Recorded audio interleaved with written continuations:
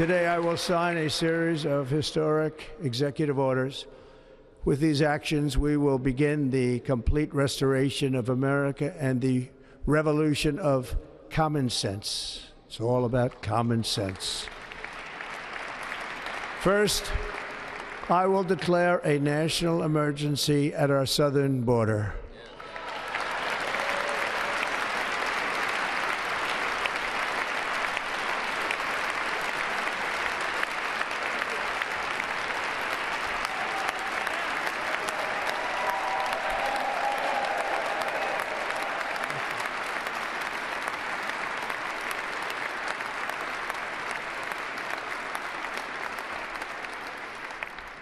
All illegal entry will immediately be halted, and we will begin the process of returning millions and millions of criminal aliens back to the places from which they came. We will reinstate my Remain in Mexico policy.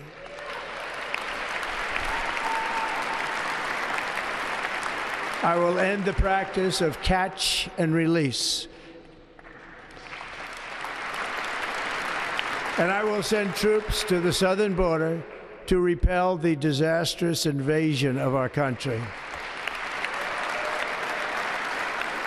We'll also be designating the cartels as foreign terrorist organizations.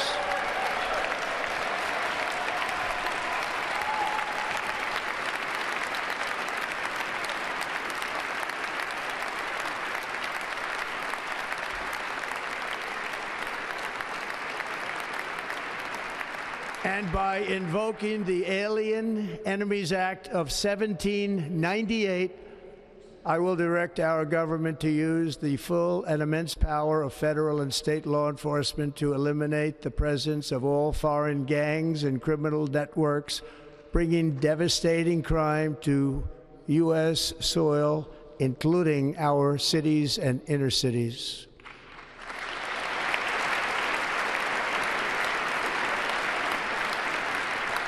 As Commander-in-Chief, I have no higher responsibility than to defend our country from threats and invasions, and that is exactly what I am going to do. We will do it at a level that nobody's ever seen before. Next, I will direct all members of my cabinet to marshal the vast powers at their disposal to defeat what was record inflation and rapidly bring down costs and prices.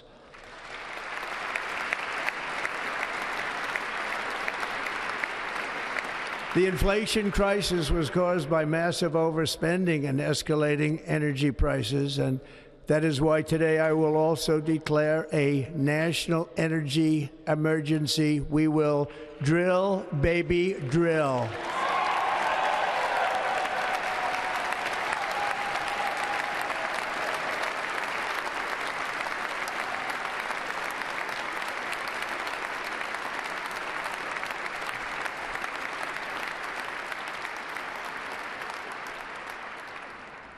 America will be a manufacturing nation once again, and we have something that no other manufacturing nation will ever have, the largest amount of oil and gas of any country on earth, and we are going to use it.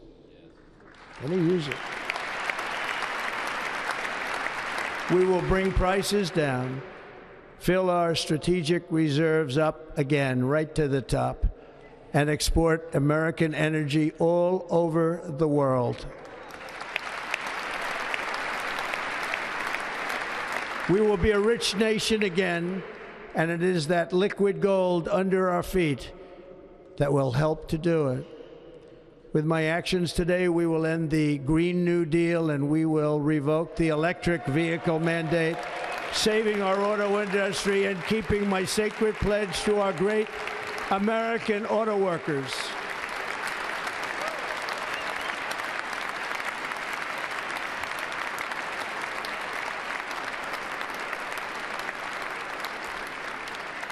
In other words, you'll be able to buy the car of your choice. We will build automobiles in America again at a rate that nobody could have dreamt possible just a few years ago. And thank you to the auto workers of our nation for your inspiring vote of confidence. We did tremendously with their vote. I will immediately begin the overhaul of our trade system to protect American workers and families.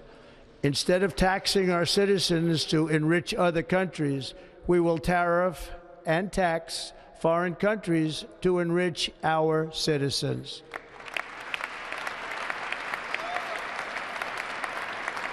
For this purpose, we are establishing the External Revenue Service to collect all tariffs, duties, and revenues. It will be massive amounts of money pouring into our Treasury, coming from foreign sources.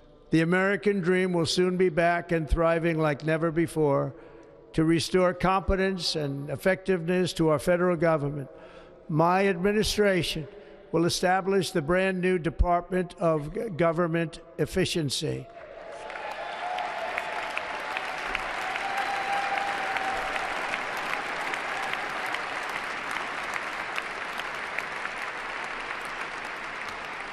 After years and years of illegal and unconstitutional federal efforts to restrict free expression, I will also sign an executive order to immediately stop all government censorship and bring back free speech to America.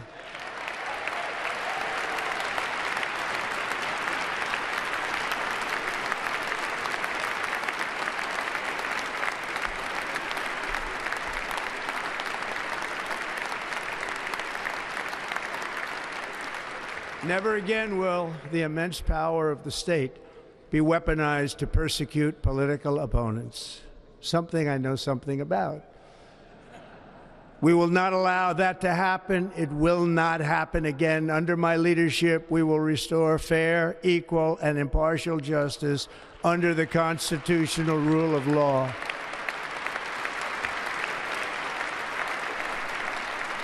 And we are going to bring law and order back to our cities.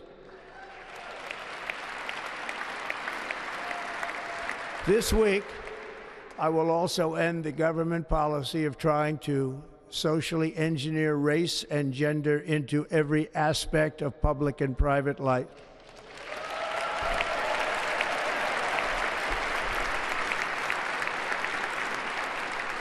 We will forge a society that is colorblind and merit-based.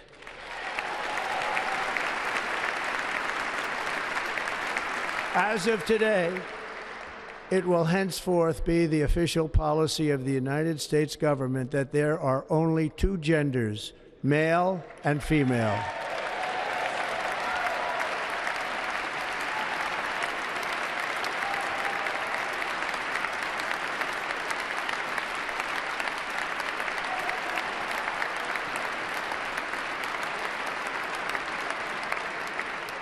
This week, I will reinstate any service members who were unjustly expelled from our military for objecting to the COVID vaccine mandate with full back pay.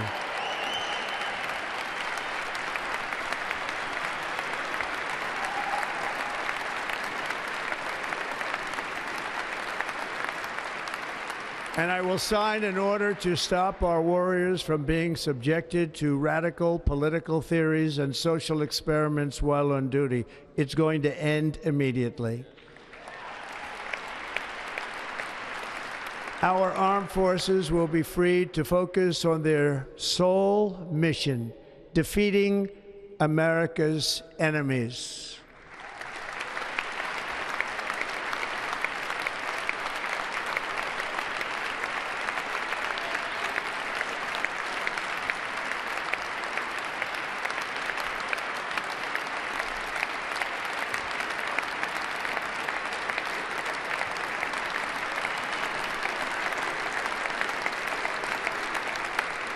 Like in 2017, we will again build the strongest military the world has ever seen.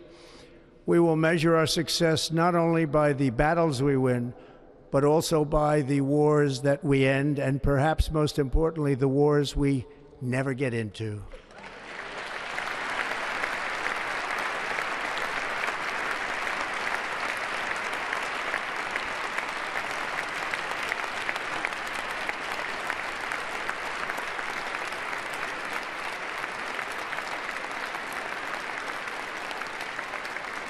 My proudest legacy will be that of a peacemaker and unifier. That's what I want to be, a peacemaker and a unifier.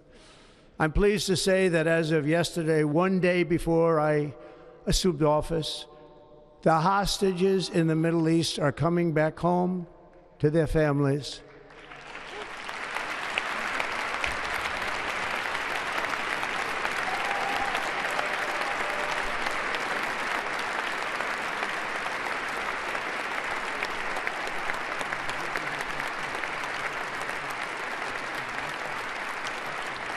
Thank you. America will reclaim its rightful place as the greatest, most powerful, most respected nation on earth, inspiring the awe and admiration of the entire world. A short time from now, we are going to be changing the name of the Gulf of Mexico to the Gulf of America, and we will restore the name of a great president, William McKinley, to Mount McKinley, where it should be and where it belongs.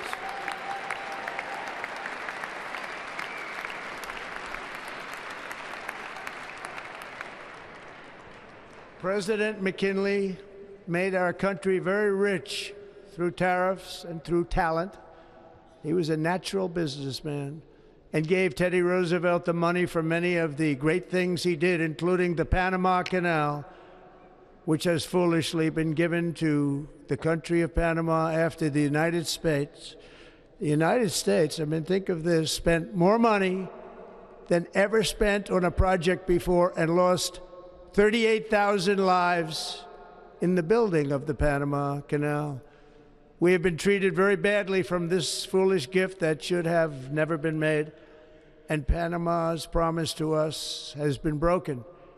The purpose of our deal and the spirit of our treaty has been totally violated. American ships are being severely overcharged and not treated fairly in any way, shape, or form, and that includes the United States Navy.